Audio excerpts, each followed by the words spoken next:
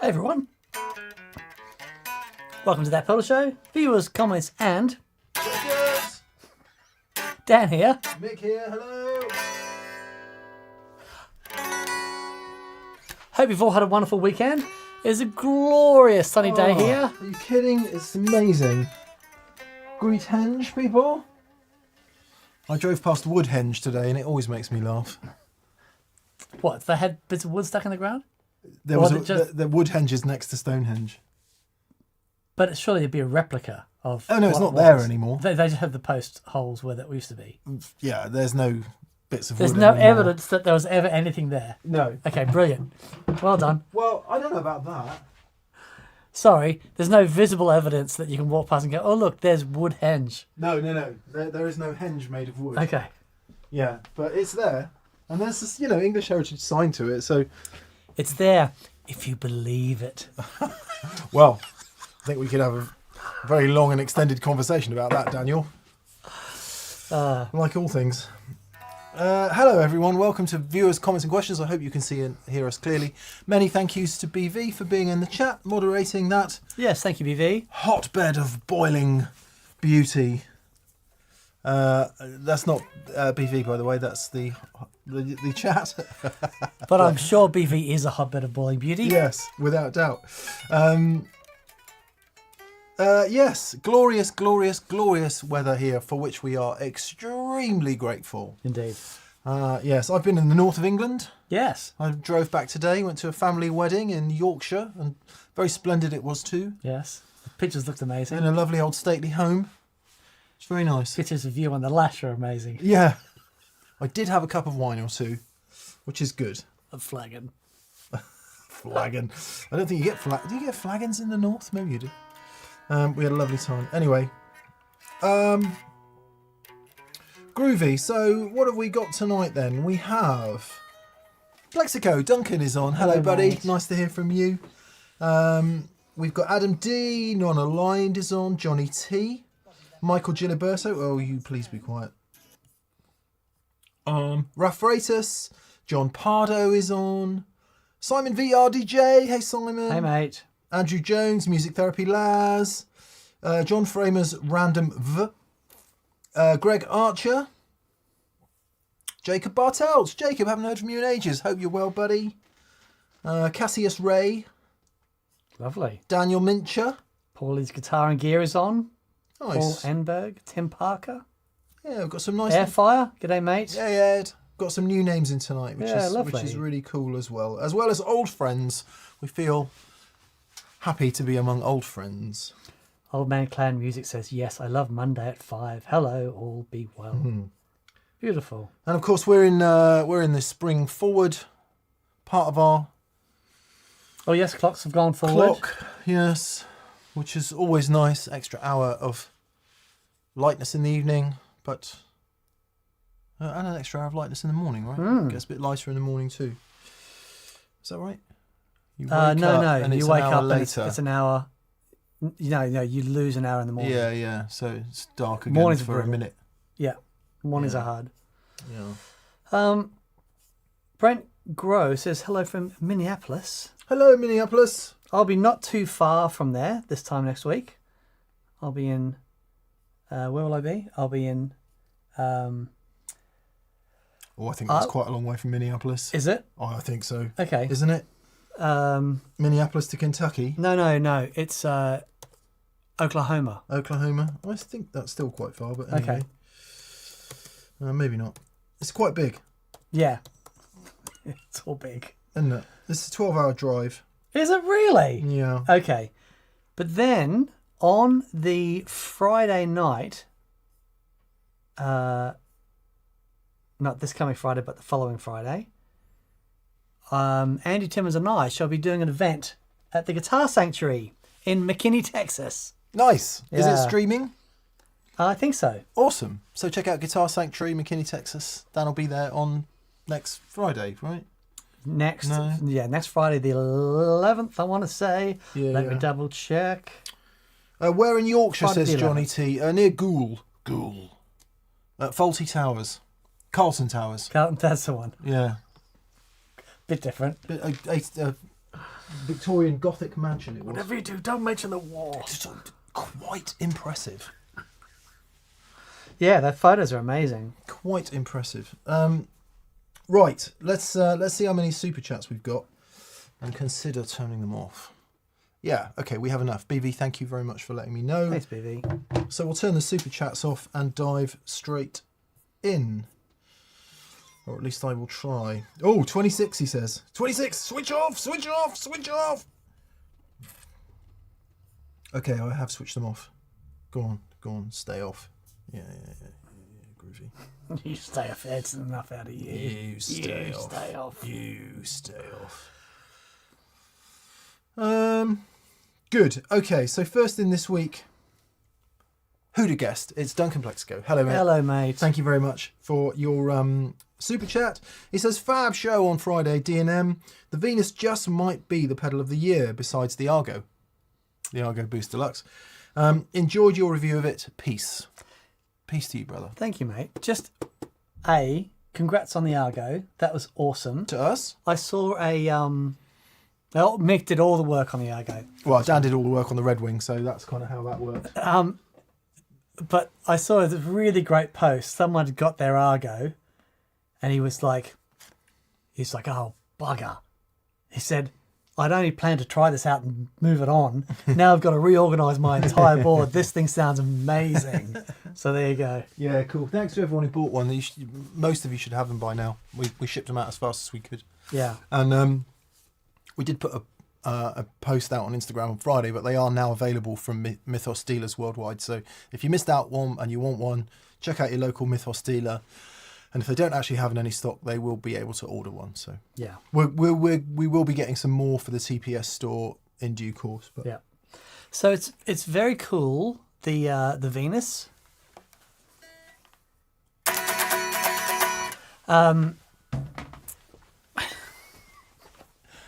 It was really interesting when we first turned it on.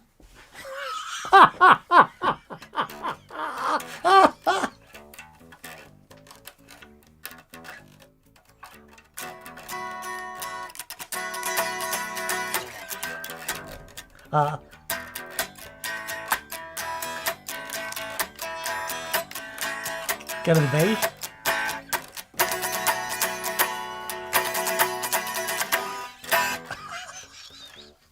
That's really great. Whoever is playing guitar in that is serious. That groove is so tough. oh, bass part's pretty hard. Yeah. So, right, the Venus. It was really interesting because when we first turned it on, Mick and I were like, ooh. We expected a lot and it wasn't quite delivering. But then after a couple of minutes of it being on, and we should have remembered, it's a valve thing. It takes a little while because here's the difference. It's a low voltage valve thing. It's a bit slow to get to where it needs to be. But after a couple of minutes, it was like, oh, wow. And by the end, it was just epic. And we did another show with it. Yes. Last week. Comparing it to the tube driver and a couple of other things. So, and let's just say they're going to shift a few of those Venus pedals. Yeah, I'm definitely, I say definitely, I have, because I've got the tube driver on my current board, which you'll see in the vlog series as it proceeds. But I'm going to replace it with the Venus and just see how we get on, because it's so much less hassle. Yeah. And much less physical bigness as well, so much easier to live with. Yeah, but yeah. Congrats to all involved at Crazy Tube Circuits. It's a wonderful thing. Non-aligned. Non-aligned says, which still touring act would you most want to play with? Could they tempt you to actually tour with them? I.e. a break from TPS gig rig. What guitars and amps and pedals would you use? Okay. Do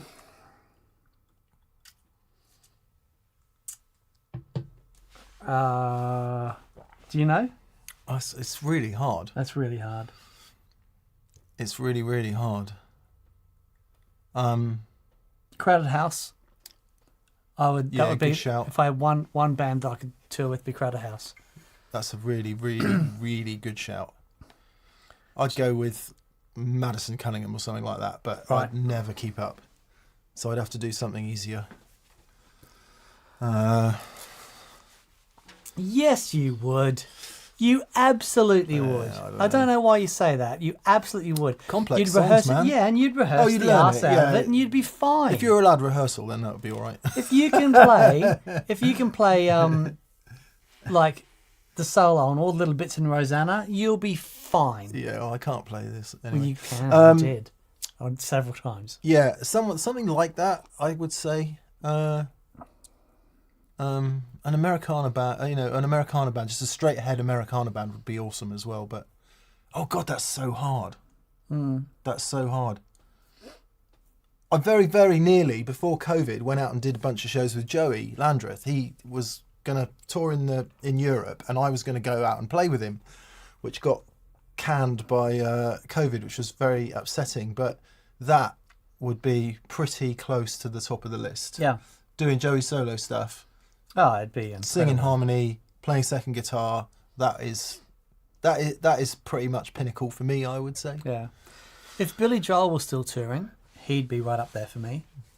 I some of the recorded guitar parts in his tunes, I love his tunes, but some of the guitar playing on his tunes I just adore, and the way that the parts are orchestrated. Yeah. Either that or the Black Crows, in which case I would use a high watt and 2 Marshalls. and be Mark Ford stroke Audley Freed. Well, Paul Stacey said when he first got to the Black Crows, he had a 100 watt Plexi and a 50 watt high watt. He said it was nowhere near enough. Yeah. Unreal. Well, obviously I haven't started the podcast recording.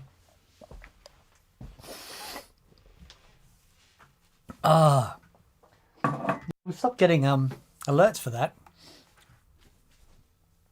What? People have stopped.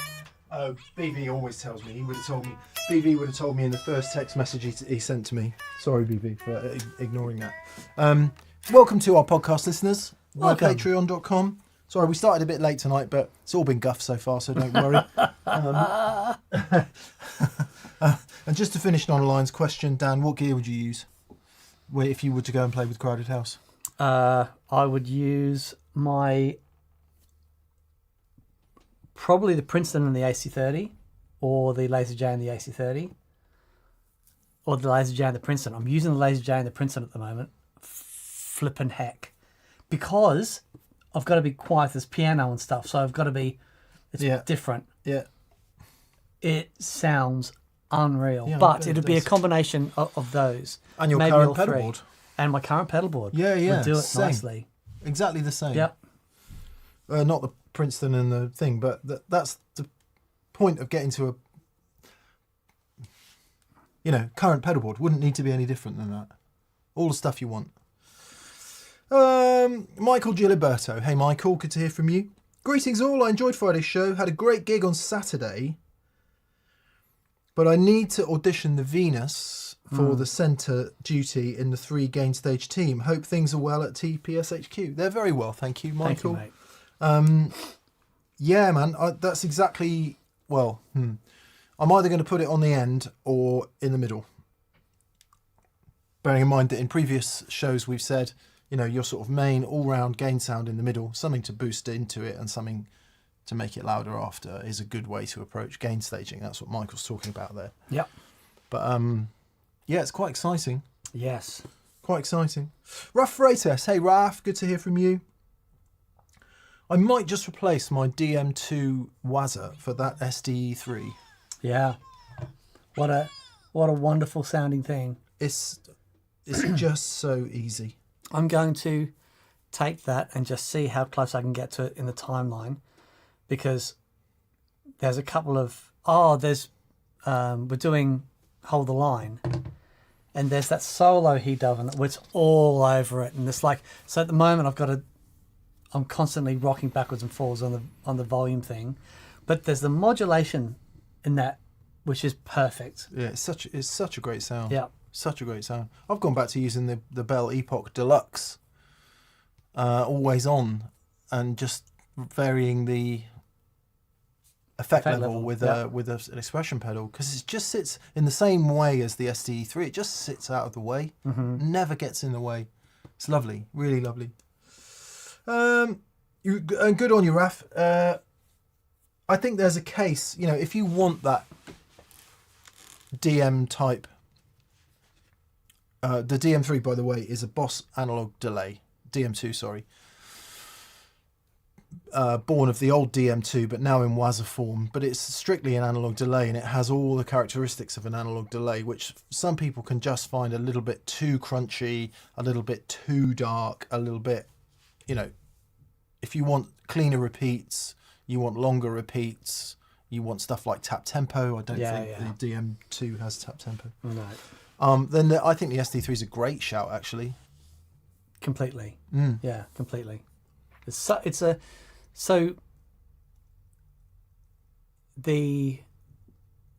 modulation alone, but yeah, that you can control all of those, and just the raw sound of the delay itself is delicious. Yeah. Great. Delicious. It's delicious. Delicioso. As, what's his name? Benoit says on the baking thing, which would make me cherish. If you've ever watched it, that'll be funny to you. John Pardo, hey John, he says, hi Dan and Nick from sunny Stourbridge. No question, just a PSA. I got Argo, public service announcement I guess. I got Argo number 12 last week, and in other TPS related news, bought a JTM 45. Yes, you did. Fantastic. Announcement, the boost is amazing into the JTM. With V30s and a deluxe reverb, I guess. C120Q. I guess those are the speakers. DR. Yeah. If you, I'm going to put the Marshall thing out tomorrow, where I went and tried some Marshalls and ended up buying that. That'll go out tomorrow as a vlog, and you'll hear the Argo boost all over that, just kissing the front of the Marshall, and it's like, yeah. That's what that's for. Awesome. Thank you for buying one, John, and thanks everyone else for buying one. It's a big deal to us. D&M, the sun is out, says Simon V. RDJ. Yeah, so great. Spring is here, and can you take a question from the chat, please? Much love to you all. P.S. More pedal reviews, please. Yeah, that's the sentiment that's coming through loud and clear. Yeah, it's lovely. It's really lovely. There's Wadley 1960 says, let's see a UK version of G3, but E3 with Doyle Bramble, Scott McKeon and Mick. I love that. That would be great. So one from Justin Stokes. I just got a Keeley rotary pedal. I have a Jazz Chorus 40. Its effects loop has a mono send but stereo returns. Could I run the rotary pedal through the effects loop, or should I just use it as a pedal? So you can do either. And because of the stereo out on the pedal, it's great. Stereo returns, get that left and right. If you use it into the front end, of course, you can't do that. But if you want to get the full effect of the stereo goodness, yeah, try it in the effects loop. You sound killer. There you go. There you go. You could also, just to say, mono send, stereo return. What you could do is come out of the mono send, split the pedal, go mono in and out of the rotary into one side, and then the other side of the split goes straight back into the return, so you get wet dry with the rotary. Nice. That would also be great. But do try it with the full-on Shenanigai.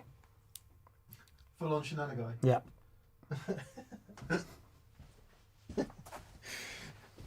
Next in tonight will be John Freema's Random Videos. Hello, John. John says, could you play and enjoy a typical gig with only Boss pedals in a BCB 90 pedal board? Completely. Absolutely. No problem whatsoever. It would be a joy. I know we have a lot of stuff on, but we also, Boss is well represented. Their stuff is fantastic, and I could easily do it. And would. Yeah, completely. Yeah, absolutely. Yeah, you know what one among the many things I love about Boss pedals, totally unproblematic buffers most of the time. Yeah. So normally, it's probably because I just don't understand it well enough, but I've got various pedals that I'm struggling with at the moment, because the minute I put them on the board, the buffering issue is a real problem, and there's one delay in particular that's like I turn it on and it's like ah, which is why I've gone back to the because for that amp, it does not need any extra zing. No, zing is not what that amp needs. No. So I'm trying to get rid of zing everywhere, but that's never a problem with Boss pedals. They just work, don't they? They're very good, very, very good. Yeah. Jacob Bartelt. Jacob, hello, how mate. are you, buddy? Hope you're well. Jacob's super chai, I think, has come in via text massage. He says, have you guys tried the Prescription Electronics Overdriver or Sound Driver circuits? Would love to hear your thoughts. I haven't. Do you know, I have never played a single Prescription Electronics pedal. I've only ever heard the cob under the feet of other people, like Doyle Bramwell, for example. So, yes, haven't. Again, snap, samesies. Yeah, I mean, if it's on a par with the cob, then I'm sure it's very worth listening to. Yeah. I don't know anything about the company or anything. Do you? Do No. you know? No. So please excuse our ignorance, Jacob. Look. Cassius Ray. Hello, Cassius Ray. My new Milkman Creamer turned all my stupid, silly chords into amazing, intelligent chords. Do people not know about this? We can all stop practicing and just buy these instead.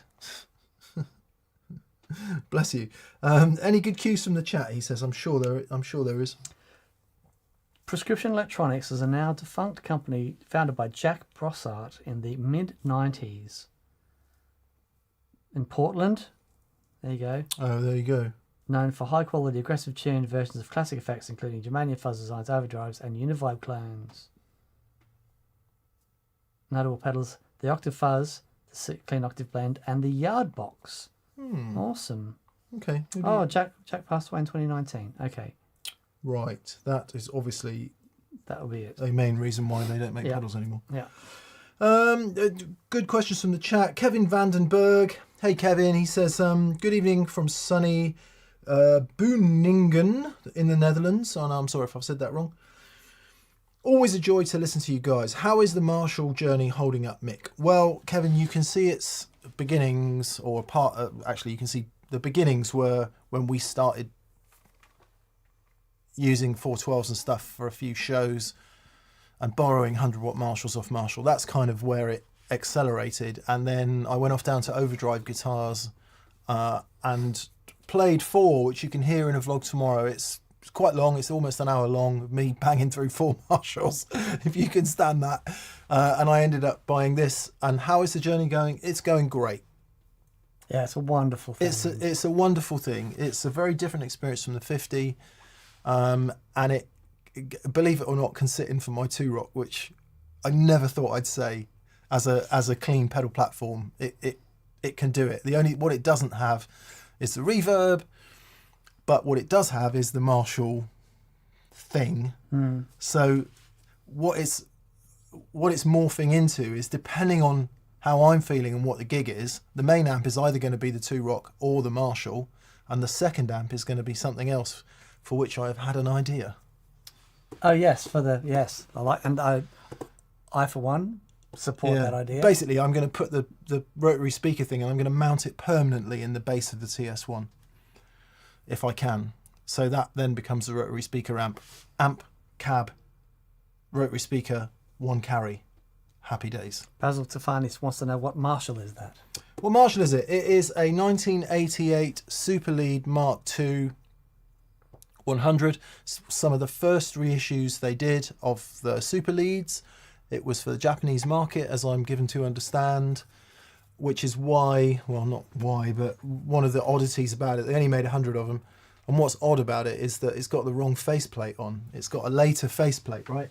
Because proper small logo, big box Marshall like this, the divide should be here, further up, and the logo should be further up, but they got it wrong, and so it's all wrong. And if you're a Marshall fan, you'll look at it and want to be sick, but I love it, and I've called it Mugly. Oh. And it's a 1959S is the model, so it's one of the first reissues. Yeah, and it's Ace. Had the bright cap removed, and it has a master volume. Although I am going to put a bright cap back in. A small one. Yes. Okay. Which loads of people have said, but you have to learn these things for yourself. Right, sorry. Talking about me again. Let's talk about me. What do you think of me? Daniel Mincher. Hey, Daniel. Nice to hear from you. He says, hey, D&M, Catherine and Rosie. Oh, man, Rosie went into daycare on Thursday because we were away for the weekend. Oh, I miss her so bad.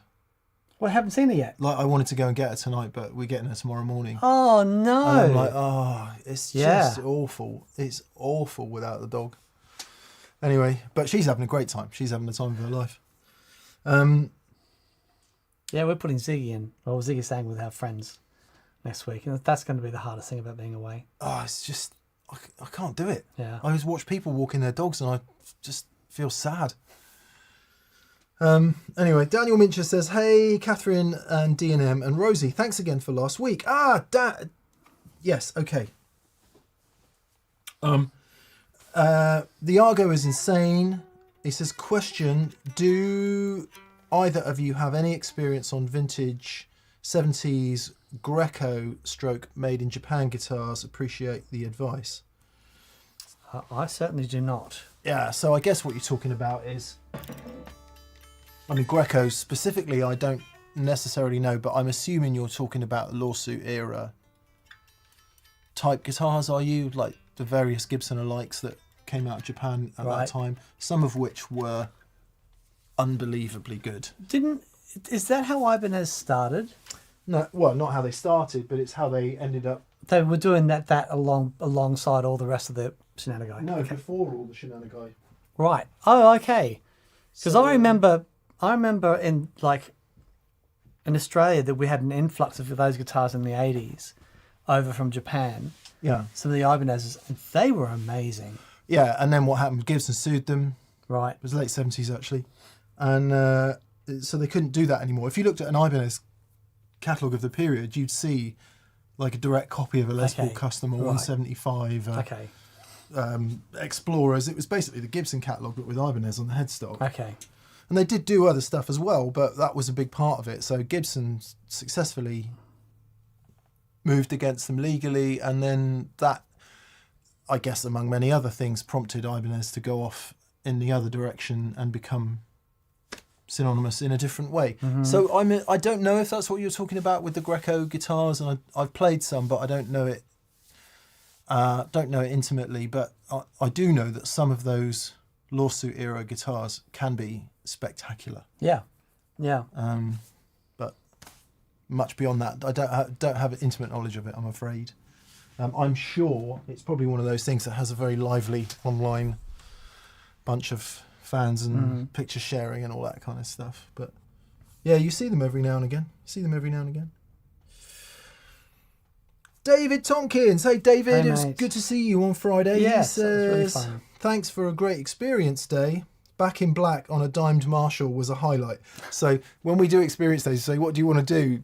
David says, what I want to do is do that across the Marshall control panel like Jimmy and see what that sounds like on a 100-watt Marshall. And I'm like, all right. And I think to some people's surprise, they were like, what, really? I'm like, yeah.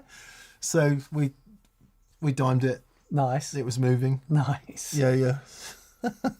So good. Glad you enjoyed it, David. What guitar do you use? I think we used maybe a Les Paul. Right. Maybe it was Les Paul. And David brilliantly brought his Parker Fly. Oh, yes. So he played that, I think, if I'm remembering correctly, David. And it was wonderful. And yes, I would like to take you up on your offer. Thank you very much. David's going to loan us one of his Parkers. Oh, wicked. Yeah. Oh, wow. Yeah. Never realised the clean Fender amp could do a passable Master of Puppets. Yeah. So we also do the Crank Deluxe Reverb thing. Yeah. Great to see you, mate, and lovely to meet you. Jacob Bartelt. Jacob, again, he says, hi, guys. It's been 2 years since I've been able to hop on. Miss you guys. And us you, buddy. Have you ever heard or tried the Constant with a E, Constant, from Twilight Pulse Audio Works? They are near you guys. No, I have never heard of this. No. I will do a quick search. And we'll see. Twilight Pulse Audio Works. Oh, they look nice. They look I like really the graphics nice. on it. It's lovely, yeah. Yeah. Wow. Nice. Nice. Doesn't say where they are, but Twilight Pulse. Yeah. Oh man, there's so many great pedals, aren't there? Oh man. And so many people making good pedals. Do I know you? No. Cool. Kit, apparently. Oh, okay, cool. No, it's not a Kit. The guy is called Kit. Oh, Yeah. like Knight Rider. Hello, Michael. That's not a good idea, Michael. Those leather pants just aren't you, Michael. The Hoff. We'll check them out, Jacob. Thanks for the tip. P Design P. Hi guys. What amp would you recommend to pair with my 2-Rock Studio Sig with 212 for wet dry? Thanks from Dimitri. Anything. There's nothing that wouldn't work with that. And we've had the Studio Signature pair with everything in this room, and they all sound fabulous. Dan's thinking of my amp. The Studio Sig is slightly different, but it's same lineage. Oh, okay. And won't be a million miles away for sure. TS1. There you go. Depends what you want the 2-Rock to do. Do you want the 2-Rock to be the main workhorse, if you like? So the way I do it is, because to have wet dry on a pedal board, it's also important for me anyway that if you can't do wet dry, you can just do wet. So if you can only take one amp, one of your outputs is the heavy lifter, and for me that's always the 2-Rock, or at least it was until I got the Marshall. That's another story. So the other amp is always additional, and what's cool about that is it sort of doesn't matter what it is, and if you've got a slightly smaller amp that's not quite as powerful, you can push it a bit harder, so it's the dry amp. You could even do the whole, use a much smaller amp in a Philex Paul Stacey kind of way, and overdrive it really heavy just to kick in for leads. Or you could choose something of equivalent power and clean headroom to literally sit alongside it and just make everything massive. So it depends what job you want to do, all of which to say, reiterate Dan's point, because the 2-Rock is so open sounding and can do vast majority of things, you can kind of choose anything. So I would personally go with something that tickles your fancy. So if you've always really liked the idea of a Vox, or you've always liked the idea of a crank Fender, or you've always liked the idea of a Marshall, then just go with that, because you can add that tonal flavour to the 2-Rock. And I from personal experience, it will work. Anything works next to that thing. Yes, it's a really wonderful amp. Have fun. Thomas Gelnar. Hey, Thomas. Hey, Thomas. Hi, DNM. While I have problems with my spinal discs, sorry to hear about that, he says I'm compensating with a songwriting challenge. Any recommendation for a sound or pedals to kickstart a creative spark? Something interesting but usable for a song. There's a million things. There is a million things. So it depends. So you can go textural and get something like the hologram, one of the hologram pedals. What's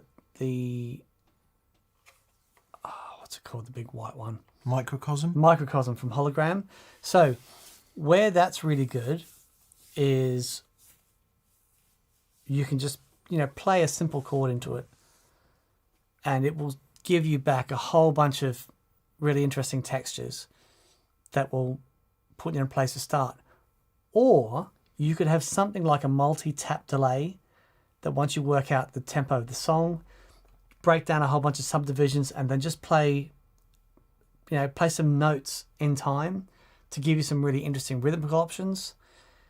You could go something like, let's say you've got the red wing, but you put the waveform, you start shifting it asymmetrically, and you mess with the leading edge, like with the on the right hand side you got a little knob so you can say whether it comes in early or late, and make it quite deep, and then the textures that gives you can be almost like an old record player. I love that. It's I love so that great. setting on it. It's so great. Yeah. And that alone, it puts you in a different headspace. So what you're trying to do is just create some sounds that your brain's going to go, oh, that's different, and start off a different creative process. You can do it with anything used in a way that you normally wouldn't do it. But there's some ideas for you. I 100% agree with that. Different headspace so that you're not reliant on the stuff you know. Yeah. Because if you just pick up, normal guitar, you're like, what am I going to play today? If I sit down, I think, all right, what am I going to play today? G chord. Always a G chord. Always. Always. Summer tune. I don't want to play G. Let's play an A flat. Let's play. And then all of a sudden you're playing stuff that you know and shapes that you know. Right. Check this. Check that indeed. Novo very kindly have loaned us a baritone via Peach Guitars. John, thank you so much. I'm kind of interested in the baritone thing. I have noticed something very interesting about it actually. It does have a pitched back neck to get the pressure over here. Oh, okay. Yeah. Show me the front of it. Sorry, tilt it this way. Oh, okay, and that's not recessed either. No. Yeah, okay. Because the angle is... I was talking to another friend about this just recently. Now, you don't have to go and buy another guitar, but take your guitar maybe and tune it down a step, and all of a sudden, all the chords that you would normally play...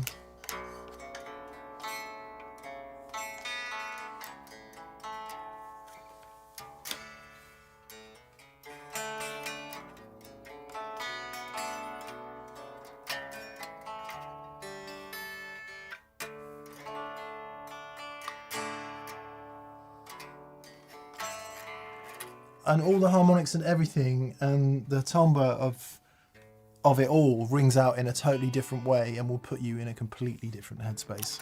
I mean, to me, it's always kind of slightly melancholic, and I love that. And so it's a fifth lower. Or fourth lower.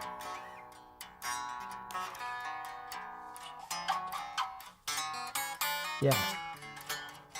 And you can play everything that you would normally play on a regular guitar. It's not like bass 6 territory where it's a whole octave down. Yeah, right. And that becomes problematic. Still cool, but problematic. You can just play everything you already know. But because the register is completely different,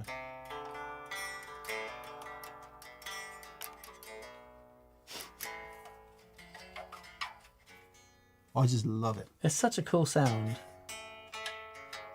So Joey is basically the same thing, but he tunes it down another whole step from this. Because that's down to D, and this is down to D. He tunes in C. Is that D? Yep. It's A, isn't it? So that's B. B. Yeah. Yeah. So he tunes to... So it's down a fourth. So he's not down quite as far. He tunes to C. Okay. Oh, okay. But in open E. Yeah. Okay. So it's basically upper semitone from that. So he could play that guitar, tuned upper semitone, and that would... This is standard tuned. He's in open E. Oh, he's an open E. Okay.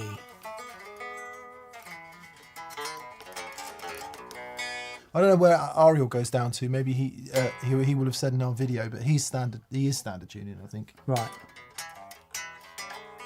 But it's a really cool thing. Hear it on the show soon. I took it out the gig bag and just started playing it. I'm like, oh my god! It's so resonant and it's fun to play. The neck's beautiful. Weighs nothing. So yeah, thanks to Novo Guitars and to John Priest at Peach for fixing it for us. Amazing. And yeah, it's a loan. It will go back, but it's a really cool guitar. Anyway, so that's what I would suggest. Try a different register. Good luck. Good luck writing, Thomas. The final thing to say is, whatever you start, just finish it. Nah, do what I do. Take 5 years. And I am Song a totally year. guilty of not following my own advice there. Just start an idea and finish it. And get it to a point where it is finished of sorts. So it has a start, a middle and an end. And that doesn't mean it's finished forever. It just means it's finished there. And therefore, if you say, actually, I want to change this down the line, or I want to rip that middle eight out and put it in that song, or I want to, actually, that chorus works better with that, then you can do it. But if you never get it down in the first place, it's gone forever. Quick question, and this is very selfish of me. I cannot find a studio because I've got to re-record those drums. Why don't you come do it in here? Is that okay? It's your studio. Yeah, but I can't do it without you. Yeah. I'd love to do it. Okay. Yeah, Paul will hate it, but anyway. No, he won't. No, he won't. It'd be awesome. Yeah, obviously it'll be dry. It won't have Completely. much room sound. Don't need room sound. Yeah, let's do it in here. I'd love to do it. Love to do it. Man, upsampling. Who knew? Just like impossible. Anyway. Tom K. Hello, Tom. I played on an album, Hinterland by Held by Trees, Hinterland, featuring Tom K. Alongside Robbie McIntosh. Yes, you Oh, stop. did. He says, pinch me. Which finally gets released this week. Can we have him on the show, please? Thanks for all you do, fellas. Yes, I will reach out to him and ask him if he wants to do it. He might not want to do it, but I'll ask him. It would be really wonderful. Well, would. we've got the that boogie. Yeah. So that's a really be great nice in. Nice way His to do old it. amp, reunite him with his old amp. Yeah. Yes, Tom. I'll reach out to Robbie and see if he's up for it. Tom Urquhart, or Urquhart, James Urquhart. Sorry, James. James Urquhart. Happy days, all. No question this week. Please feel free to grab one from the chat. Then let's do that on James's behalf.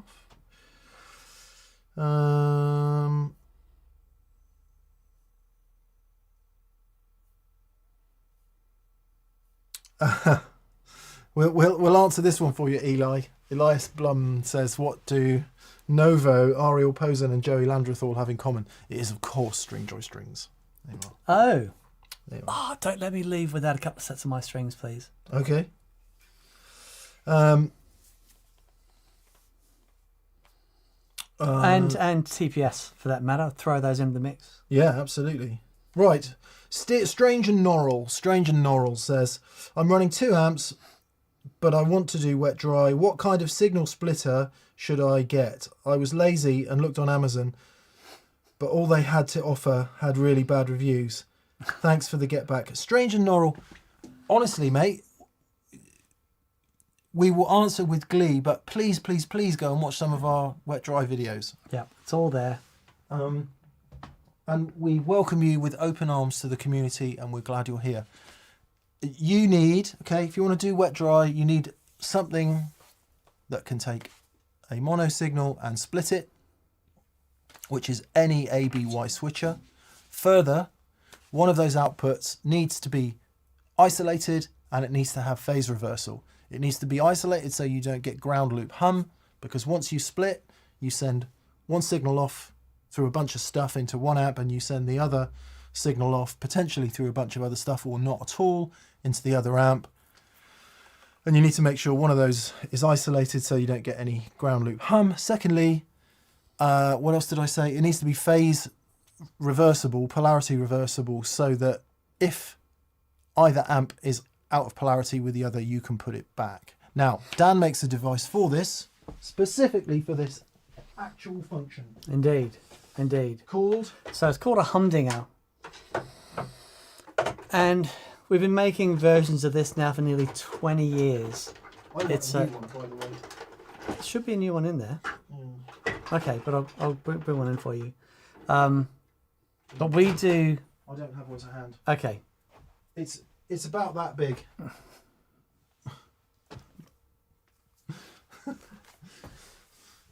Yeah, there's a bunch across the road, but yeah, so it will do that thing. It's called a humdinger.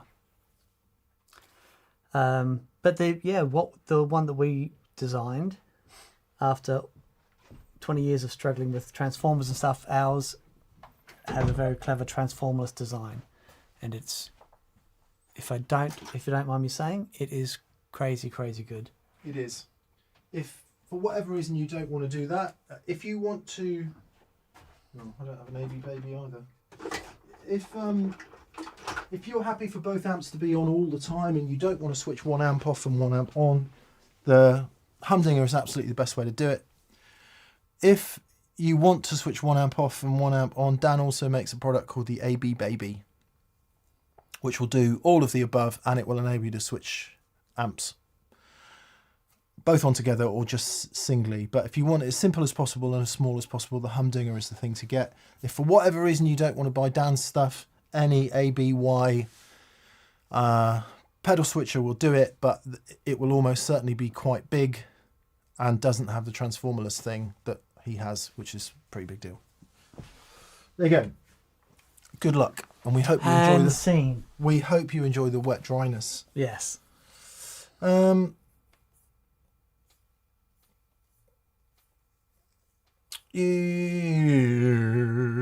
Okay, next up is Mark T. Hello, Mark. Mark says, just saying thank you for all that I've learned from watching TPS. I just completed a TPS wet dry board, and it sounds amazing. I appreciate you both. Thank you, buddy.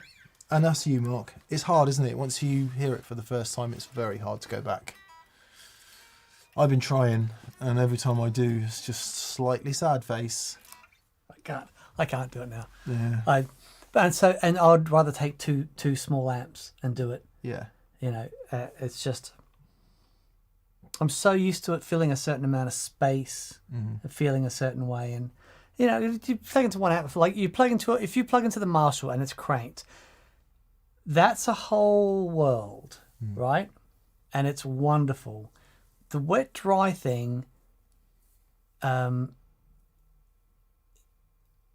it is a whole world. It's a world within worlds that you can keep exploring with it. Take any run of the mill pedal, just go, I wonder what I sound like in that amp. But it's unreal. It's very cool. And that, like, doing a couple of Pink Floyd tunes, and having the Red Wing in the signal, and it's like finally just working out how we did a couple of things with doing wet dry. It's like, oh, that's how he does it. You know, it's like, yeah. That's very cool. Enjoy that, Mark. Isohen Floel, and I'm really sorry if I've said that wrong, has put in an incredibly generous super chat. Thank you for everyone who super chats, by the way. Thanks everyone. But, you've been incredibly generous, Isohen. Big thanks for your work, not just informative but also therapeutic. Dan, as a huge XTC fan, I practically wore out the grooves on drums and wires in my last year at school. Awesome. Have you ever noticed how dry, dare I say, unaffected the guitars are? Yeah.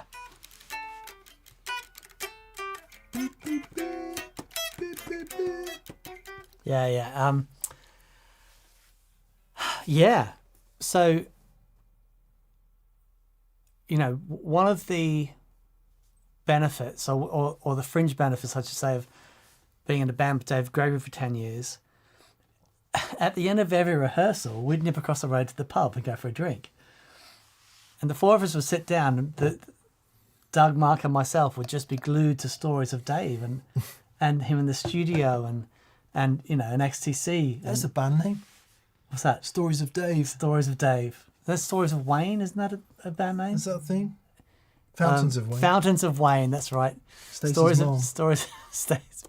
So, and we got some insight into how all that happened, and yeah, because Dave and Andy, so Andy Partridge and XTC, who will be, history will show, will be one of the greatest songwriters of the 20th century. Rhythmically, Stories of Dave is available, everyone. Can't find a band called Stories of Dave. Awesome. What they would do, so Drums and Wires, the first album recorded when Dave joined the band, and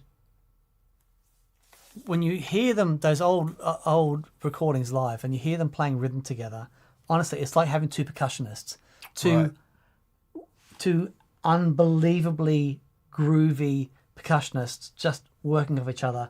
And one of the things about making guitars dry is that effect really stands out. And the name of the album, Drums and Wires, it is the guitars and the wiry nature of those guitar sounds. And yeah, man, just awesome. Yeah, they're very special albums. What do you attribute the non-soaked in effects nature of the guitars to? Just the producer at the time goes, well, we don't need this. Right. And because they wanted to go, so the keyboard player who had left, who I can't believe his name has escaped me, but I can remember him in a minute. But my wife used to sing in a band with him, and amazing, talented guy. But when he left, Andy wanted to go completely the opposite direction of anything keys and stuff. Is like, no, guitars, we're going to make them really like a Joni Mitchell brash style reinvention. Yeah. I love artists that do that go, I've done that, I now need to go and do that. Oh, yeah. I flipping love that. Yeah, well, that's Andy. Yeah. Really, really wonderful. Andy's a true artist, a true genius. Nearly got him on the show a few years ago, just before COVID. Barry Andrews.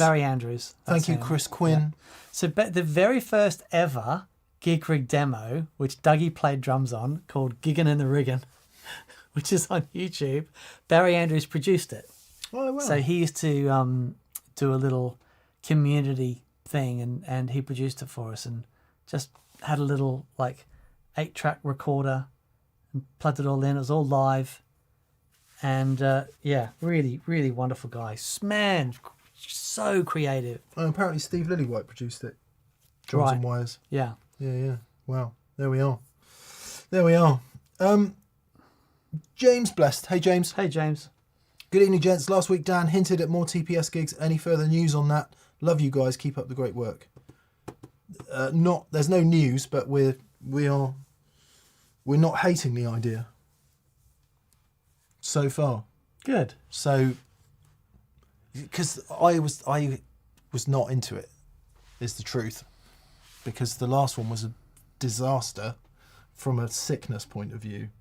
You all got very ill. We were all sick. You chopped your finger off. I chopped my finger off, and it just all... I mean, we're super grateful to everyone that came out. We had a great time. Andy was amazing. That's the important part.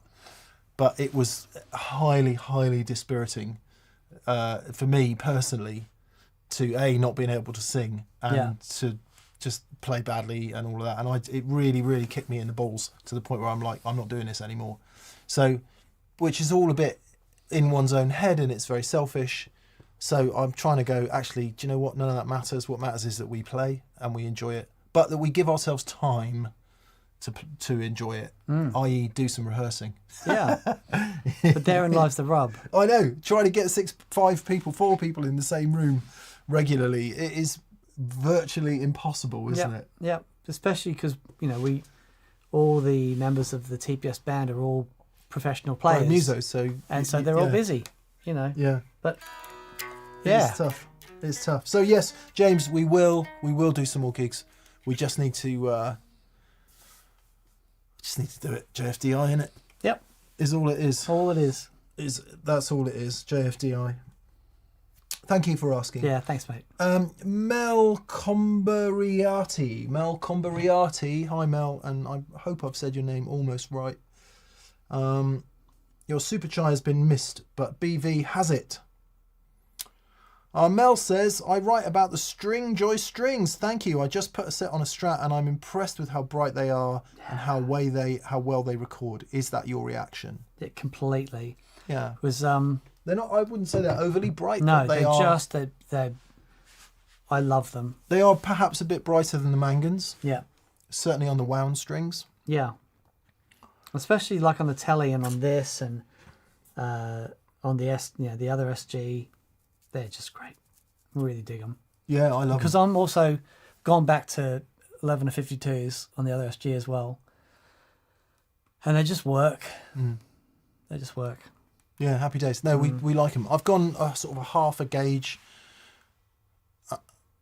maybe between a half and a whole gauge lighter as you go down the string. So I've always had a 10.5 on the top, but then they all get a little bit thinner as we go down, just ending up a tiny bit thinner on the low strings, because I like the spank of the low string, particularly on the Strat, and they just work great for that. They work great for that. Thank you for buying them, Mel.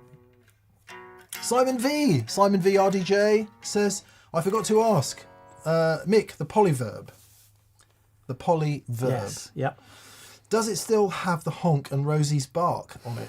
If so, I want to tinker with it on my visit in May. Simon's coming to an experience day. Yes, it does, because I've never overwritten them. So, if you missed the show, the key thing about the verbs from low key at poly, is you can load in your own IRs. So there's a bunch of amazing IRs in here. People have gone all over the world and collected IRs from disused nuclear bunkers to the Vatican to, you know, really amazing IRs. And I made some IRs in a barn. Right. Yeah. And one of them, the dog barks halfway through it, so I kept it in there. And so you can have Rosie barking on your reverb. Yeah, so we can do that, Simon. We can do it.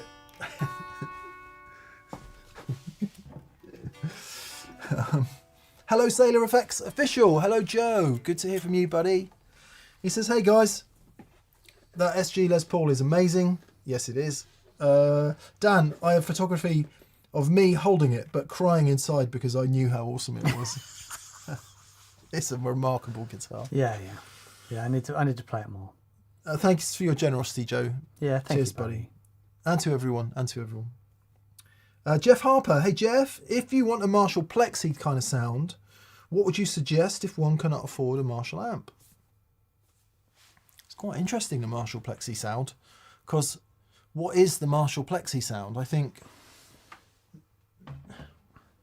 if we think about who used Marshall Plexis, right, or at least 100-watt super leads, non-master volume super leads, because the Plexis didn't last very long. Plexi means this panel here was made of plexiglass, and then quite soon they went to a metal front, but the amp remained broadly the same.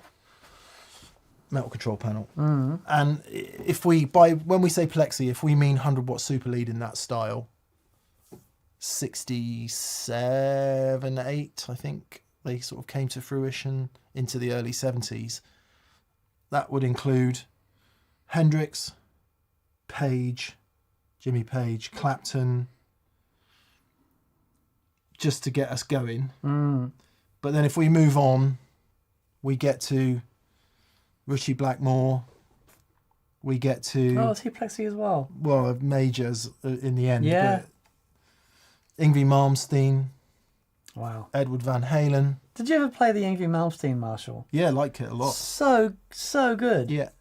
But of course, what also happens with that lineage is then they start getting modded in the late 70s. And a lot, my point, sorry, to gallop to the point, a lot of people associate the sound of a crank Plexi with Van Halen, which is a very specific application of it.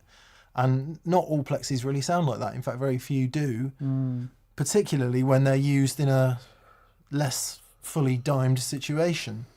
And for that, think about some of Hendrix's clean tones. Think about, some of the Led Zepp sounds. Very different from, not saying Jimmy Page used the Plexi all the time, and of course he had lots of other things as well, but he did use super leads. Quite different from Yngwie or Van Halen. So really, in amp form, nothing sounds like a Plexi apart from a Plexi. And in order to get that sound and feel, it needs to be cranked, which is insane. It's insane loud. And actually, people that have been here to experience days can attest that it's actually not very nice sound either. Yeah, completely. It's pretty aggressive and ugly sound. I would totally go for a modern Marshall in a box style pedal, because if you can't achieve it at 110 dB, which is kind of what it would be, then go for a pedal that gets you there.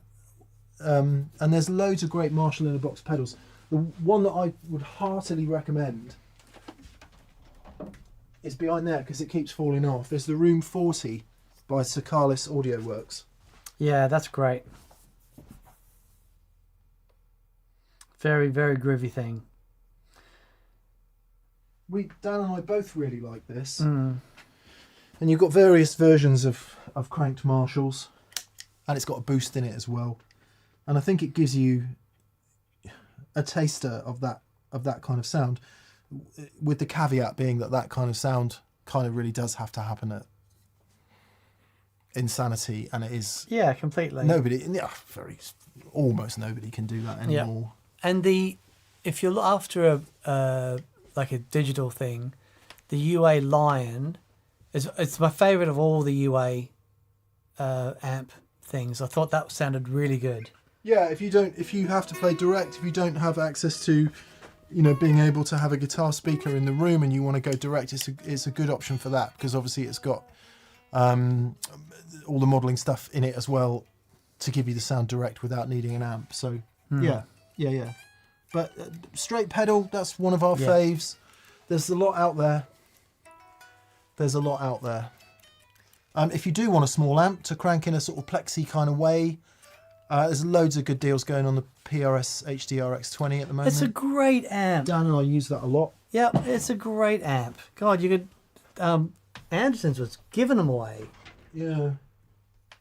But they did a really good job with that amp. For you want that sort of really traditional Marshall-less type sound, and you don't have to be too loud with that amplifier to make it do its thing. The transformer in it's really clever. It'll still kiss 100 dB in here without too much trouble. But yeah, really, really cool thing. Yeah, I like this amp. Yeah. I like it. I like it for its simplicity. I like the fact it doesn't weigh very much.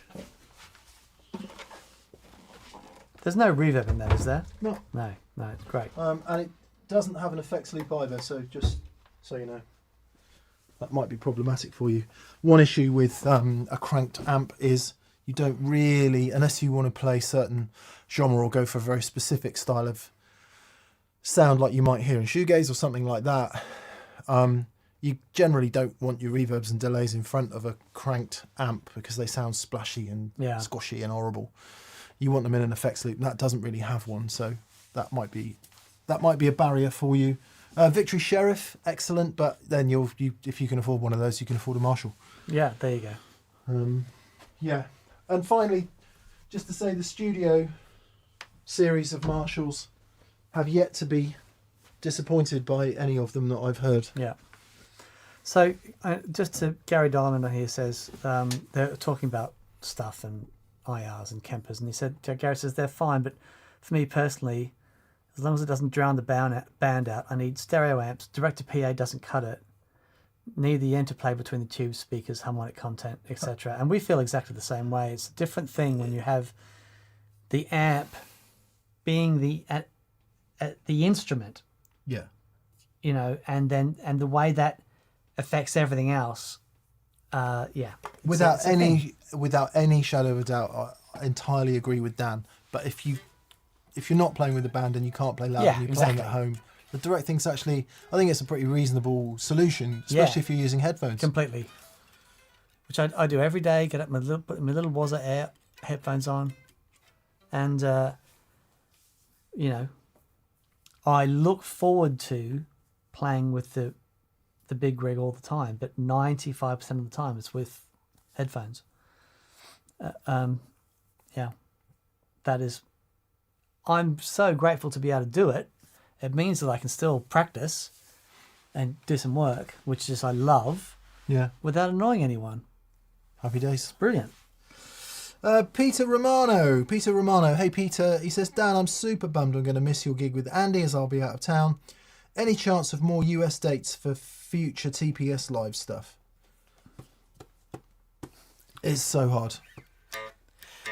It's very difficult. The stars just happen to align for me to come over and do the thing with Andy and Robert Keeley and just all happen to be there. Dan has gig rig stuff to do as well, so that helps take him to the US. Yeah.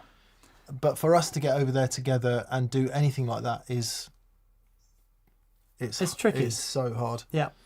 Financially, time-wise, Yeah. planning-wise, legally, Yeah. believe it or not, is problematic.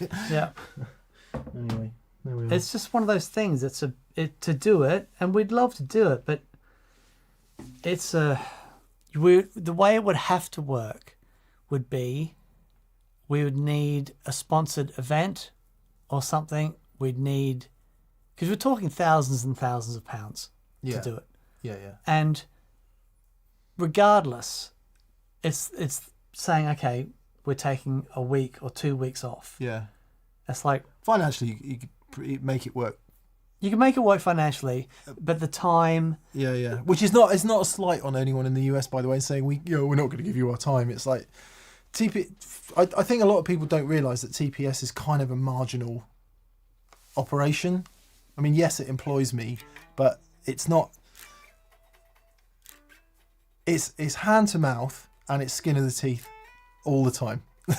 And I don't mean that as some sort of desperation plea or anything. We like it like that because it means we're nimble. Yeah. It means we don't have to answer to anyone. It means we have no great commercial ties to anybody, and it's quite important to us that it is like that, and we choose for it to be like that. But it does mean that then doing anything serious or risky, It's really hard. is brown trousers. And I appreciate I probably sound a bit dumb saying that, but that's the truth of the matter. Yeah. Yeah. I don't know. Maybe if we were a bit more devil may care. Yeah, I mean, there's But things if we were more devil may care, I don't think we'd be here. No, that's true. I really want to do the Nashville thing. Bless him. Every year we get invited over by Andy Wood, which would be really fun. But I've never been to Nashville, and I want to go and hear some pickers. I really want to hear that. And if we can tie that in with the TPS thing, it would be wonderful. But it's just, it's hard. And to do that, there's a lot of day-to-day stuff that just wouldn't get done. We'd need to free up the space to do it. It's just a big undertaking. So up for it, totally. But we just have to find something that would make it worth doing. Or maybe just JFDI. What? I don't know. Yeah. I know. It's all very well me saying that because I'm usually the one going, Jesus, man, it's hard enough just to get the videos out every week. But anyway, blah, blah, blah, blah, blah, blah. Thank you for asking anyway. And moreover, thank you for being interested in wanting to see it. That means a great deal to us. Mick says, Mike 2203. How are you, Mike? Nice to hear from you, buddy. He says, I wonder if a wet dry rig with your new 1959 together with a 20 watt 2061 Marshall would be any good. I think it would be utterly glorious. For those of you not familiar, the 2061 is the 20 watt head with 4 knobs on the front. Solid state rectified EL84 power tubes putting out about 20 watts. It is Robbie McIntosh's favourite amp for what it's worth. And what he's done. So what is it? Endless recording. The little Marshall with the 4 knobs on the front, 2061. The 15 watt. 20 watts. Oh, the solid state version. No, it's not solid state version. The solid state rectifier. Rectifier, yeah. Yes. So the 1974 is the combo version with a tube rectifier. Yeah, that's the one I've got. Is it? That Mallard. Is that what that is? Exactly. So you've got the tube Yeah. rectifier. Yeah. There you go. That's a 2061. Yeah. Okay. Yeah. I'll show the good people.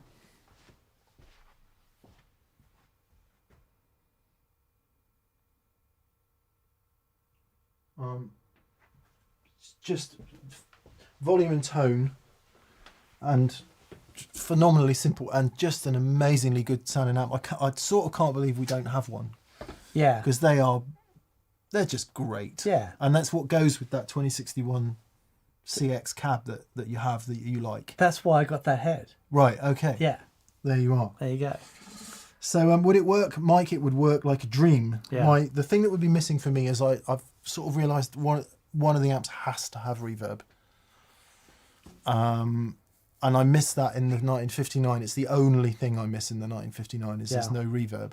It has no effects loop, so you've got to be quite careful how you run the reverb. You can run it in the front, absolutely, and it can sound killer, unless you dime it, which I'm never going to do with a 100 watt. That's not why I got it. If I was going to dime it, I'd have a 50.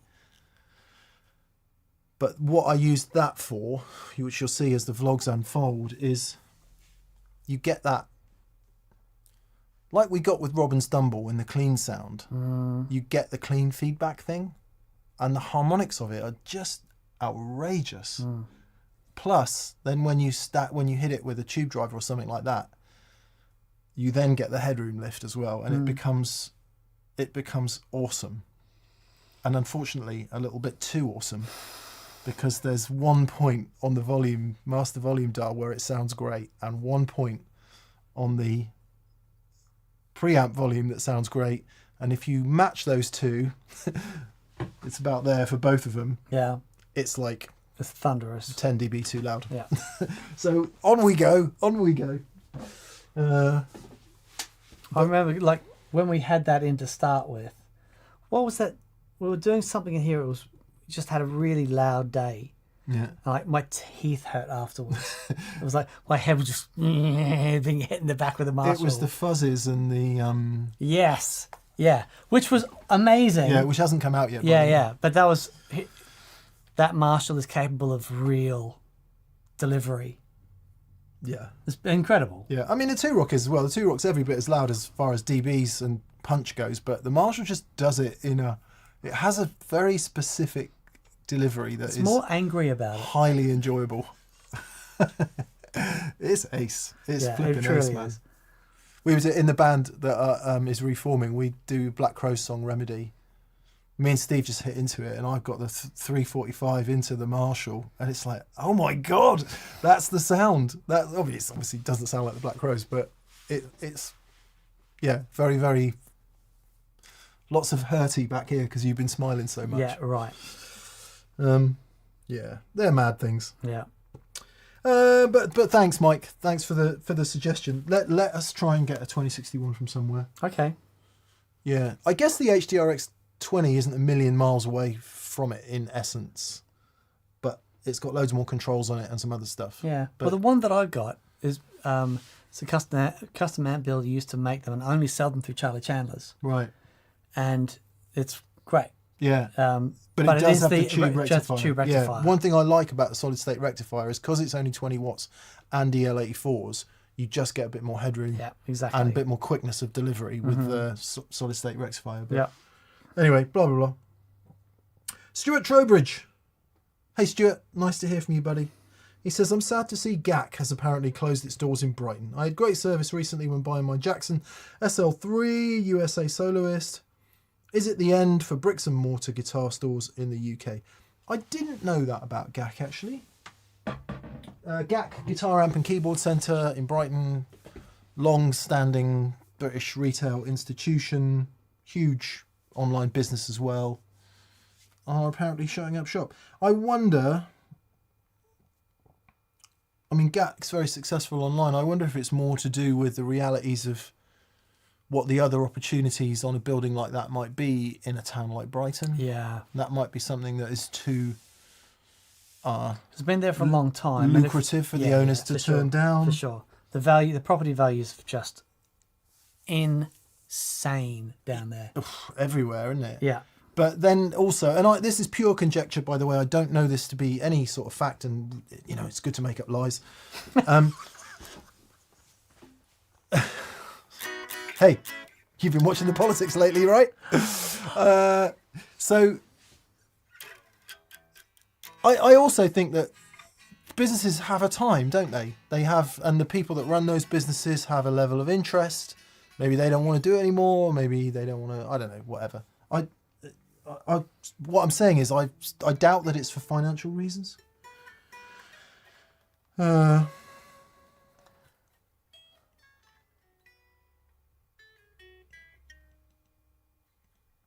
Ooh, closed suddenly for maintenance. Now that is interesting. Yeah. Okay. So we don't know. We don't know what's happened. Is it the end for bricks and retail stores? No, it's not. No, it's really not. Go and visit Addison's. Yeah. Go to Guitar. Go to PMT. Those are all the big stores. And then go to New Kings Road Vintage Guitars. Go to, I don't know. There's plenty of good guitar stores left. But you might have to travel a bit further to get to them. Yeah. And they might be appointment only. But yeah, the nature of... I mean, on a wider point, the nature of retail in general has changed massively. Completely. Walk down any standard small to medium-sized market town in the UK, and I don't know if this is true in the US, but you'll see a radical change in what's happening on the high street. You know, largely thanks to online shopping and the availability of goods more conveniently delivered straight to your door. Yeah. And we all moan about it and say, "Oh, isn't it sad that the high street's dead?" And then log While on to the Amazon guy turns up, log on to Amazon and buy whatever it is you're going to buy that day. So we're guilty. You know, we've created this. Is it the end of bricks and mortar guitar stores? No, I don't think so. But it might be the end of a certain type of business model. there you go. That's interesting. Maybe. Well, I hope the people of GAC are okay, and no one is adversely affected badly by whatever is going on there. So Yeah. our thoughts go out to anyone if it's disruptive for them or is So- causing them trouble. DMK's F75 that says Vintage and Rare in Bath, and yeah, they shut down, but all their stock was bought by ATB, Yeah. who are smashing it. Not smashing the stock, just to put that out there, but we're going to go and do another show with those guys. They've got over 300 Yeah. amazing guitars in stock, and you know what they've done is they've specialized, and you know I loved Vintage and Rare. It was great, but it got to a point with that store that was by appointment only. And if you're doing appointment only, you don't need a shop front in Bath. And I think it just got a bit, you know, I don't know. It was a great store and love the people in it, but you go down to ATB and the way they've got everything set up, and it's like, I took Robin down there last week because he was buying a guitar, and it just had the best day. Yeah. Just everything's set up so well. Yeah. You know, and Mike and Steve can tell you about every screw in every one of those guitars. Man, the knowledge is phenomenal. Incredible. And, transplant that to the US with Carter Vintage and Norms and all that. There you go. You just become more specialist, don't you? EC guitars. And loads of those really great guitar stores in the US. Whether that exists in the same way in the UK, I doubt it. Largely because most of the stuff that people want to buy is American made and vintage, and therefore is in America. Yeah, right. But anyway, a couple of people asking about the vlogs that I keep talking about. Neil Pike and Thomas Eichinger. Yeah, sorry guys, there's only one currently available. I published that last Tuesday on TPS. The next one will be tomorrow, to do with the Marshalls, and there'll be a part 3 the following Tuesday. So it'll be tomorrow and then next Tuesday. I don't think there'll be a part 4, but there might, depending on how much chaos I get myself into doing part 3. Okay. I know, I'm pretty sure I know how it's going to end, but I need to go through the process to see if it's going to work, if that makes sense. Just so that we can make all the hilarious mistakes in public. I do love it, genuinely. You might watch some content where somebody's worked it all out and there's, that it's all very neat and tidy by the time it finishes. I don't want it to be that way. I want to genuinely go through the process and fall on my face and get back up again, because that you just don't learn anything otherwise. No. And I also want to thank my various bandmates and Dan for putting up with it, because it's oh god. Anyway, right. Stuart Trowbridge, Jason Thompson. Somehow we've managed to absolutely blat through the super chats. So I will just check we haven't missed any. But Jason Thompson says, Dan, I cannot believe you will be at the Sanctuary and I'm leaving town that day. I want to puke. Bless you, He mate. hasn't even started playing yet. Oh, come on. You set him up. You set him up. I'll knock him down. Take a question from the chat, please. Okay, we will.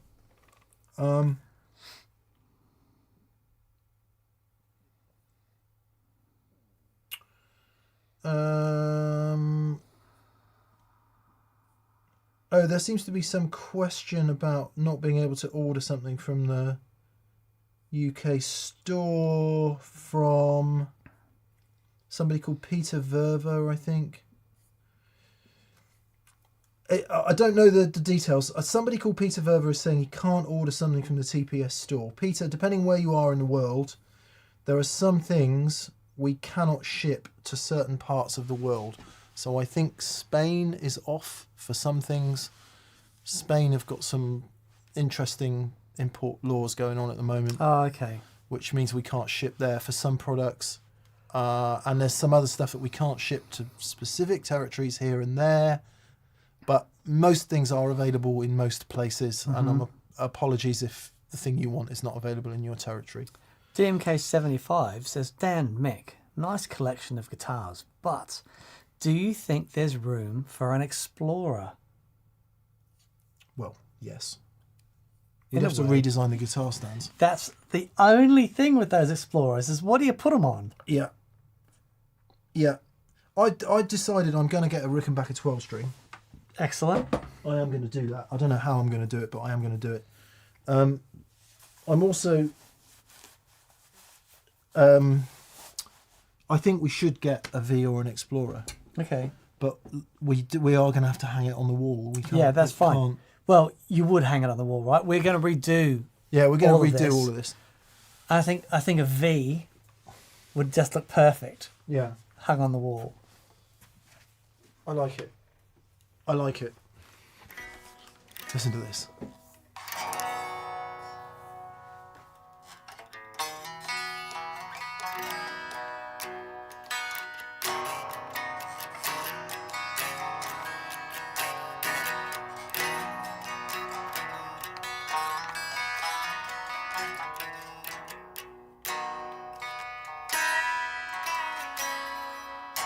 Two.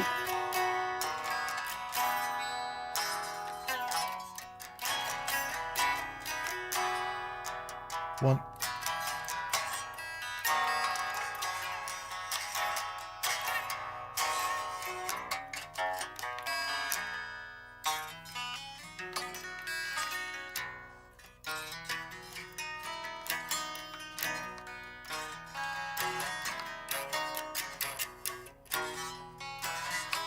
Two.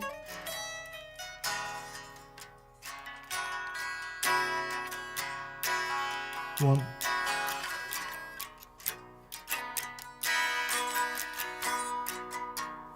It's just so different.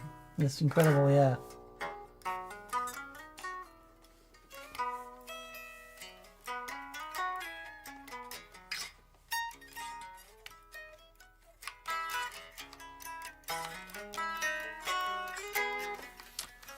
Two idiots playing guitars not plugged in. I appreciate how frustrating that must be. Well, I plugged it in for the first time on Friday morning, and I looked down and I just dribbled all down my shirt. Oh man, so good, so good, so good, so good. Johnny T says, would you go for a 60-20-12, Mick? I tried the 330-12 and the 360-12. Awkward fingering to say the least. Yeah, the one we borrowed off Mark Kembo. Mark, which I need to get back to you. I need to find one that's got the widest nut I can find, and whatever that one might be, and it needs to be cheap. So that might take a while. Yeah, good. All right. Yeah, Jason, I believe, was the last super chat in tonight. Oh, cool. Let me just double check that is, in fact, the actual case. And there aren't 50 others that I have missed. Robert Davis says, greetings, D&M. I had a question. With a MIDI loop switcher used with a channel switching amp, is there a way to change the level of analog modulation hitting your signal without cutting it out fully? So what you would need to do that, I'm assuming your analog modulation has got no programmability or something. So you would need a way to change the output level of that. There are ways to do it, and there are little devices, little MIDI controlled, CC controlled volume devices that you can get that will sort that job out. But it's involved. You'll need a couple of different things. Is it the kind of thing that a Chase Bliss pedal could do? Yeah. Chase Bliss, because everything is MIDI controlled, so that you can send a CC message and control the output level. Man, they're coming up with some very, very amazing things lately. I was just checking to see that it hasn't been 15th. Right. So you've had some comms, have you? I have. Okay. We've tried a new pedal that's according to Dan is quite good. I love it. Yes.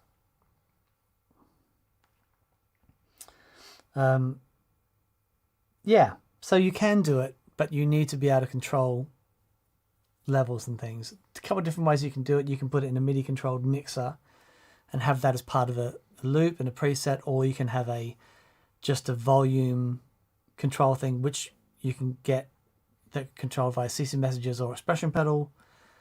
That will work as well. Yeah, there are some options out there. Good luck. Lots of people saying they'd like us to have a Firebird. I think that's quite a good idea. Yeah, I think that's a great idea. Actually, I was talking to a friend about a Firebird recently, and the conversation went a little bit cold, largely because of me. But I might pick that up again. Andre Sigor says, just wanted to say that the Argo Boost Deluxe is awesome. I have a brilliant idea to have the boost on its own, and it sounds amazing. Happy that I was able to get one of the first ones from you. Andre, thank you for buying one. Thank you, mate. Yeah, that's amazing. Thank you for buying one. It's very kind of you.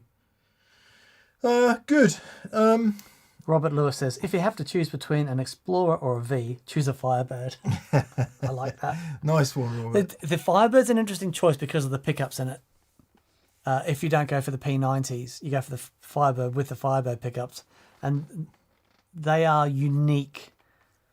One of the things with having the Jag and the Jazzmaster is they, even though we don't play them a lot, they've got completely unique pickup offerings. So I think the Firebird would be a good shout for that.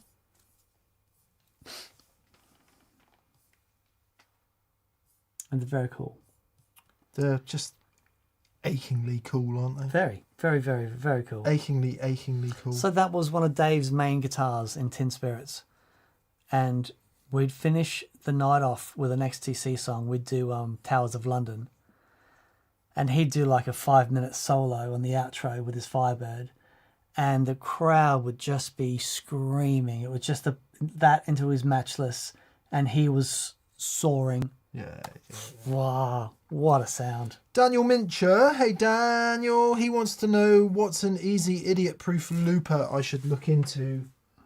TC Ditto. The new Ditto. They've got a new Ditto out, which is amazing. What's new about it? A couple of things, but it does a thing where if you play a loop out of time, it automatically corrects it. Oh, so it has a quantize. Yeah.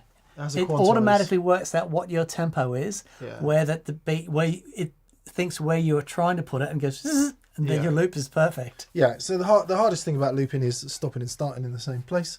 This is the one that you'll see Danish Pete use most of the time, used to use all the time.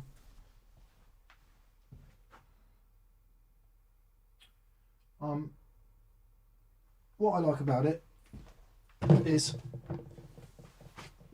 it's very easy to stop and start. Yeah. It has absolutely no additional functions.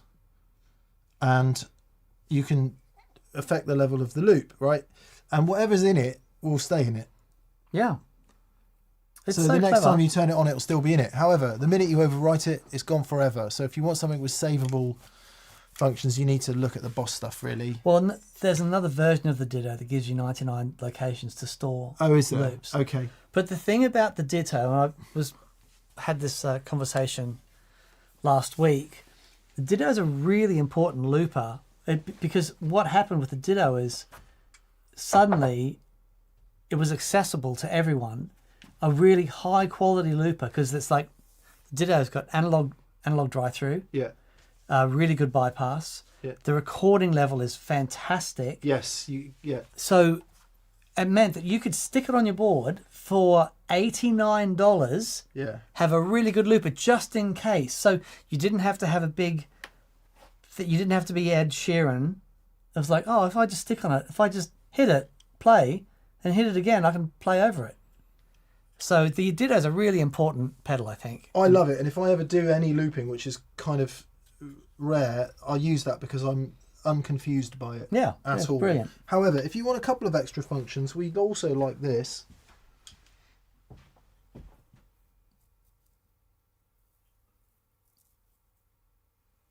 The MXR clone looper. Yeah, and that's what great. this enables you to do is half speed and therefore double speed, depending on which way around you use it, and reverse, which can give you some really funky textures. So if you just want something a little bit different, that's a really good shout. But honestly, the straight ahead TC Ditto, if you want simple, if you just want to record loops to play over,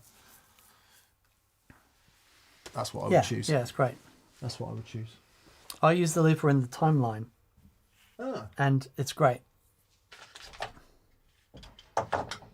How many seconds can you 60 seconds, Six, I like a believe. whole minute. 6 like a whole minute, which is perfect. That's Again, pretty long. turn it off, they're gone. Doesn't it's like if I want to check a loop in there, it's great. But also because of the MIDI in there, I can access it's got all this half, reverse, all that stuff is in there that I can access via MIDI. And it's really cool. John 777 is saying I use the looper in my Boss DD7. So Boss DD7 delay pedal has a loop function. And also TC Flashback has a looper in it as well. But yeah, lots of love coming in for the Ditto and the Ditto Plus. Good. Mike 2203 says, Mick, I've got 3 2061s. You could buy one or borrow one for as long as you want. Okay, Mike, I think we've found a route to acquiring one for a minute there. Thank you. Thank you, Mike. We'll be in touch. Hello,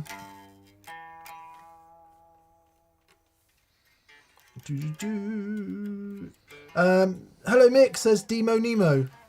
The Victory amp is so loud that I'm looking for an amp head for practice and recording in a small studio. Have you ever used the Peavey Classic 20?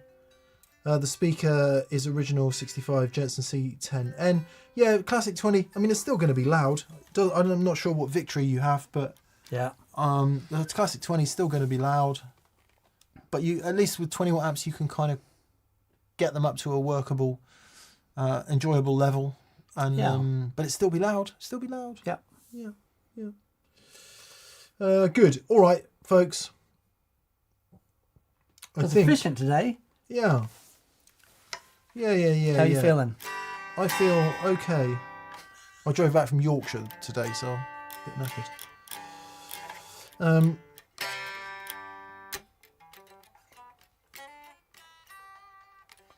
Good. Okay, everyone, thanks for being with us. I was just checking that we've covered everything.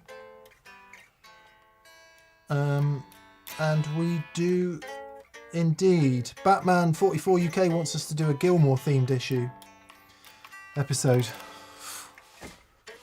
Yeah. News on that coming soon. Oh, really? No. Yeah. It's so interesting, isn't it, Gilmore? Because there's so many. You look at the rig, you look what he uses, and you look at the sound, and nothing really adds up. It's like Andy Timmons. Yeah. Look at his rig. It's like, Ibanez Mesa Boogie, and then he plays and you go, how, what? Yeah, how does that work? Yeah. Yeah, it's not uncomplicated with David. Because nobody sounds like him. No. Nobody sounds like him. Maybe if the guys from the Aussie Pink Floyd or some other Pink Floyd tribute band are over, that would be a good way to do it. Yeah, I know Steve. I'm not sure if Steve's going to is doing it anymore. He didn't do it for much longer. But it's interesting because we're doing a couple of Floyd tunes in my new project, and I've sat down with them and really had a close listen. It's not obvious. Like, once I've gotten into it, and like some of the little phrasing things he does, it's like, it's really unique. You think it's just pentatonic, and it is, but where he's placing notes and on, certain things on the groove, just it's kind of weird, but it's perfect. Like, for what he's doing, yeah, really, really great. Paulie's Guitars and Gear wants to know, on the new Argo, what's the reason you can't use both independently? Am I missing something obvious? It seems like it would be useful to be able to use both sides on their own. Sorry to ask twice. You totally can, Paulie. Now, let's just get it straight. I'll go and get one. So, the octafuzz is one thing, right? You can't separate out the octave from the fuzz. Let's just make that clear. In some fuzzes, you've got a fuzz side and an octafuzz. Zach explains in the video that he's tried that down the years to separate out the octave and the fuzz, but it is the same thing, right? Yeah, exactly that. And the way it's created it's the same thing. It's not two separate things. It's not an octave added to a fuzz. It's created together. So the octafuzz is as it is. There's always octave and there's always fuzz. Hold the fort down. Holding the fort. Andrew Jones says, Pink Floyd thing gets a thumb up from me. Yeah, it's really interesting. I was never a massive Pink Floyd fan. And to be honest, I was never a massive... whenever I'd heard Dave Gilmour, I'd go, yeah, he's great. But I know people who are like super fans. But actually spending some time with those tunes and sort of getting inside, it's like, wow. Yeah, really amazing. Aha. Very good. Right. Right. Right.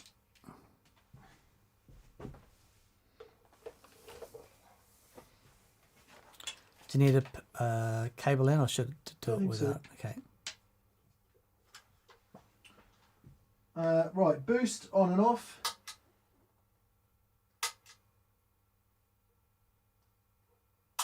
Octafuzz on and off.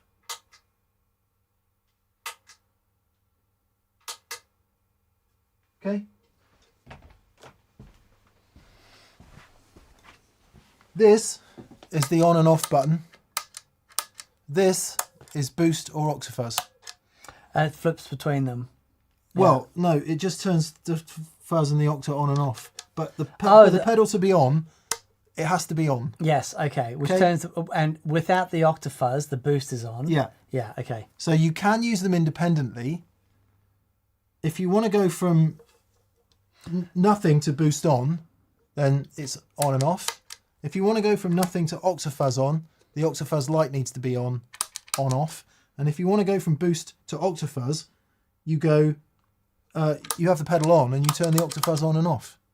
I hope that explains it. Yeah. So you can have. I guess what they're saying is, can we have the octafuzz and then have the boost on top of the octafuzz? But it doesn't work like that because the. No, he's saying independently. Yeah, that's what I mean. It's like if they're independent, then you can stack them, but they're not two separate circuits, are they? Oh no, yeah, no, that's right. It's not. You're just taking the octafuzz out of the. That's exactly right. Because remember, on the original.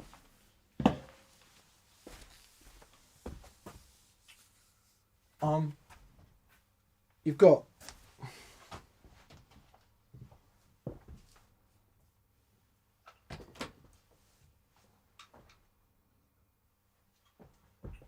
so on the original you've got on and off with the blend at 0, that would be boost, and with the blend at maximum that would be octafuzz.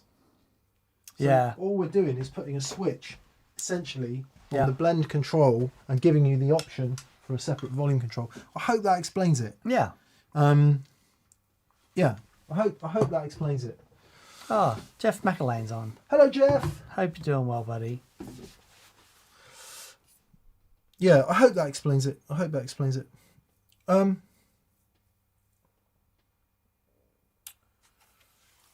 John Pardo says the boost is in the Octafuzz. Yes, it is. It's one and the same. What you're doing is removing the Octafuzz from the circuit. Yeah. If you want something with an Octafuzz and a fuzz in it, or an Octafuzz and a separate boost, there's things available for that. What isn't available is a boost and an Octafuzz, which is what I wanted. Anyway.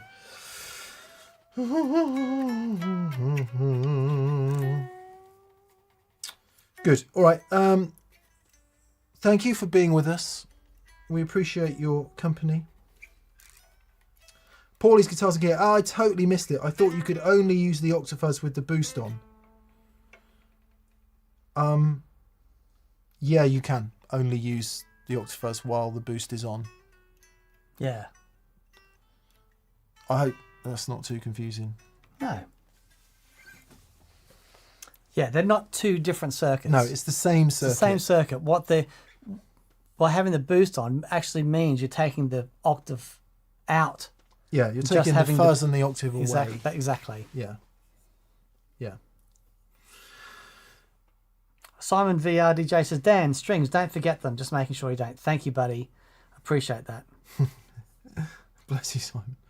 Cool. All right, folks. Thanks for being with us. We'll see you Friday. Friday's show's going to be, well, tomorrow there'll be a vlog of me messing about with Marshalls, blowing my own ears off and getting a bit confused.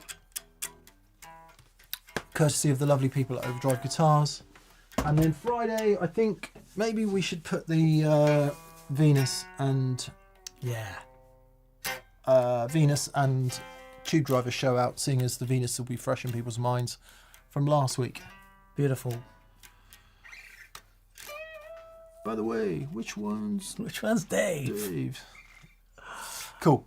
Thanks for being with us, everyone. Have a good week, and we'll see you soon. Bless out, Dan.